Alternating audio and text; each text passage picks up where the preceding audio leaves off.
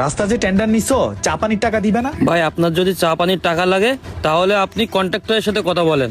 দেখো আমি কন্ট্রাক্টর চিনি না, আমি তোমারে চিনি, তুমি দিবে। আচ্ছা কন্ট্রাক্টর আসলে আমি আপনার কথা বলবো।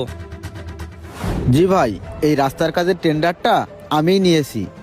তো আপনি টেন্ডার নিছেন, আমার এলাকার রাস্তা আপনি করবেন, তো এলাকার পোলাপানের জন্য চা পানির কিছু দেবেন না?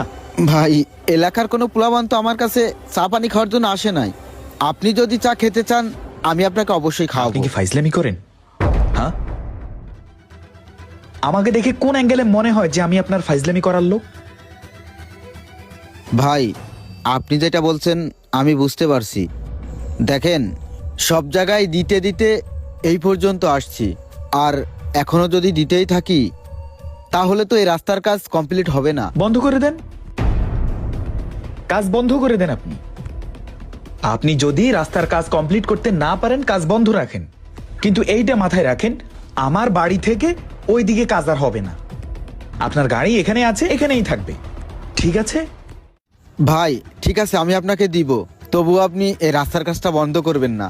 এই রাস্তার কাজটা যদি বন্ধ হয়ে যায় তাহলে উপর থেকে আমার টাকা পাস হবে না। ঠিক আছে, কখন টাকা পাবো? ভাই আপনি আগামী সপ্তাহে আসেন, আর কেউ যেন এই বিষয়টা না জানে। আমি আপনার সাথে আজই বিকালবেলা দেখা করব। আপনি প্রয়োজনে লাঞ্চের সময় টাকার ব্যবস্থা